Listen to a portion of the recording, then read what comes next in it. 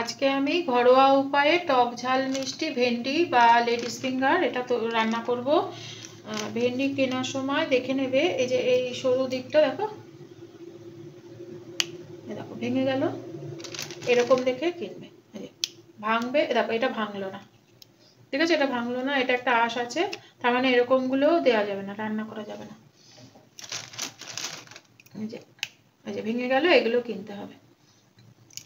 এইবারে আমি এটাকে ভালো করে ধুয়ে নেব। আমি একটা ডেচকিতে জল নিয়ে নিয়েছি, এরপরে ভেন্ডিগুলো এর মধ্যে দিয়ে দিলাম, দিয়ে খুব ভালো করে এরকম করে ধুয়ে নিতে হবে। মনে রাখতে হবে ভেন্ডি কাটার আগেই ধুতে হবে, পরে ধুলে হবে না। এরপরে আমি একটা বাটির মধ্যে এই ভেন্ডিগুলোকে তুলে নিচ্ছি।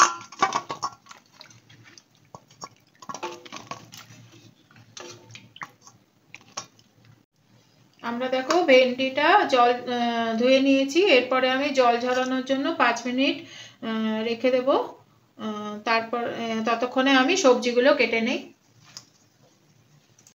প্রথমে দেখো অনিয়ন বা পেঁয়াজটা নেব, নিয়ে এটাকে এরকম করে কাটবো।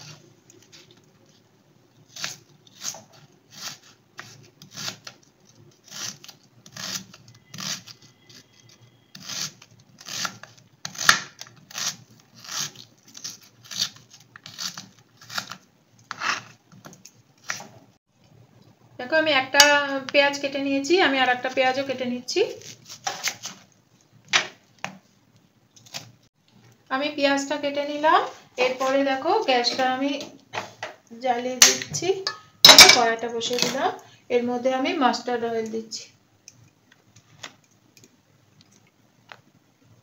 এই রেসিপিটায় যে সাধারণ ভেন্ডি করলে যতটা না তেল লাগে, এই রেসিপিটা করতে গেলে একটুখানি বেশি তেল দিলেই ভালো হয়, কারণ এই পেঁয়াজটা ভাজা হবে। মাস্টার্ড অয়েল দেওয়ার পরে আমি এর মধ্যে ফেনেল সিড বা মৌরি একটুখানি দিয়ে দিচ্ছি ফোড়নের জন্য।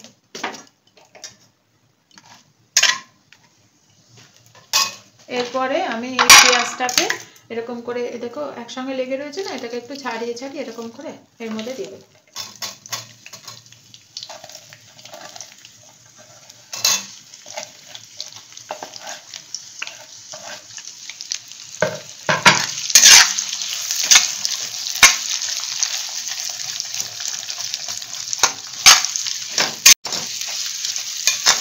দেখো পেঁয়াজটা ভাজা হতে হতে আমি এদিকে আলুটা কেটে নিই।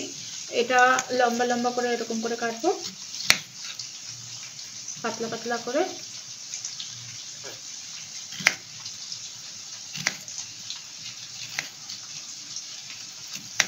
দেখো আলু কাটা হয়ে গেছে, আমি এর মধ্যে এই ভেন্ডিটাও কেটে নেই। ভেন্ডিটার এই যে মুখটা এরকম করে বাদ দিয়ে দিতে হবে প্রথমে। এটা ঘরোয়া ভাবে হবে, ওই জন্য আমি ঘরোয়া ভাবেই কেটে নিচ্ছি, এরকম করে করে স্লাইস করে করে কেটে নিচ্ছি। দেখো পেঁয়াজটা আধা ভাজা হয়ে গেছে, আমি কিন্তু নুন দেইনি, নুন দিলে এর থেকে জল বেরিয়ে যাবে, তখন আর এরকম ভাজা ভাজা হবে না।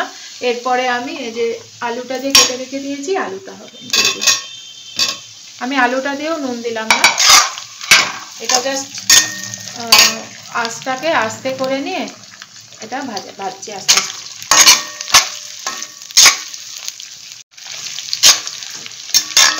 দেখো এখনো ভালো করে আলুটা সেদ্ধ হয়নি, এটা আস্তে আস্তে সেদ্ধ হোক, ততক্ষণে আমার এটা ভাজতে ভাজতে দেখো ভেন্ডিটা কাটা হয়ে গেছে। এরপরে আমি এই মিক্সার গ্রাইন্ডারে এই আদাটা, অল্প একটু আদা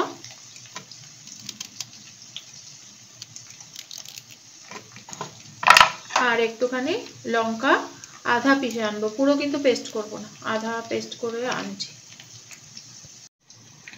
দেখো আদা লঙ্কাটা অল্প একটুখানি পিষে নিয়ে এসেছি আধা, এটা কিন্তু পেস্ট হয়নি, পুরো দানা দানা আছে। এটা করতে করতে দেখি আলুটা সেদ্ধ হলো কিনা। দেখো আলু সেদ্ধ হয়ে গেছে, এরপরে যেই আলুটা সেদ্ধ হয়ে যাবে অমনি এই ভেন্ডিটা এর মধ্যে দিয়ে দিতে হবে।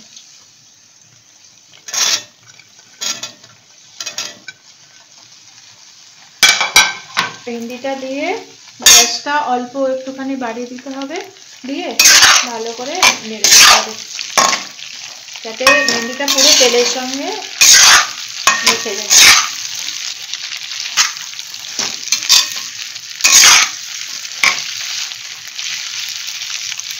এর মধ্যে কিন্তু এক ফোঁটাও জলও দেওয়া যাবে না, ভেন্ডি দেওয়ার পরে এটা ঢাকাও যাবে না। ভেন্ডি দেওয়ার পরে ঢাকলে যে জলটা উঠবে সেটা পড়লে ভেন্ডিটা কীরকম সুতো সুতো মতন বেরোতে থাকবে, ওটা করলে হবে না। ওই জন্য আমি প্রথমে দিয়েই গ্যাসটা বাড়িয়ে প্রথমে ভেন্ডিটা তেলের সঙ্গে মাখিয়ে দিলাম, যাতে ওই সুতো সুতো মতন না বেরোয়।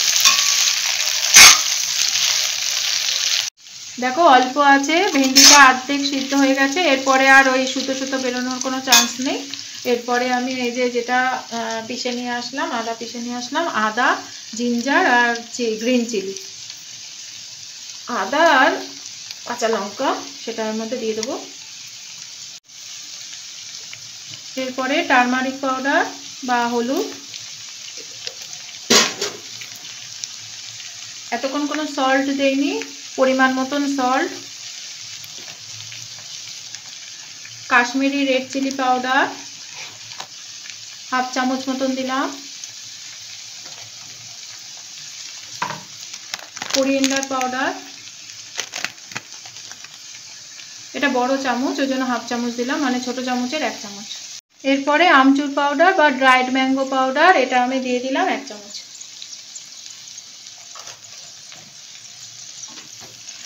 এবার খুব ভালো করে নেড়ে দিই।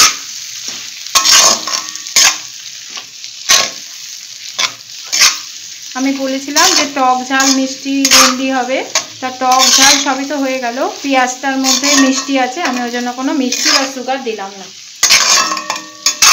দেখো এবারে 5 মিনিট ভাজা হলেই আমার রান্না কমপ্লিট হয়ে যাবে। দেখো আর 5 মিনিট রান্না করে নিলাম, তেল উঠে গেছে চারিপাশ দিয়ে। আমি এবার গ্যাসটা বন্ধ করে দিলাম, হয়ে গেছে। এরপরে আমি এটা একটা বাটির মধ্যে ঢেলে নিই পরিবেশন করার জন্য। দেখো আমার ঘরোয়া উপায়ে টক ঝাল মিষ্টি ভেন্ডি রান্নাটা তোমাদের কীরকম লাগলো অবশ্যই কমেন্টে জানাবে। ভালো লাগলে তো লাইক করবে, আর আরও ভালো লাগলে সাবস্ক্রাইব করবে। তোমরাও একদিন করে খেও। আমি এখানে নামানোর আগে একবার চেখেছি, ভীষণ সুন্দর হয়েছে। তোমাদের সঙ্গে আবার পরের এপিসোডে দেখা হবে। বাই।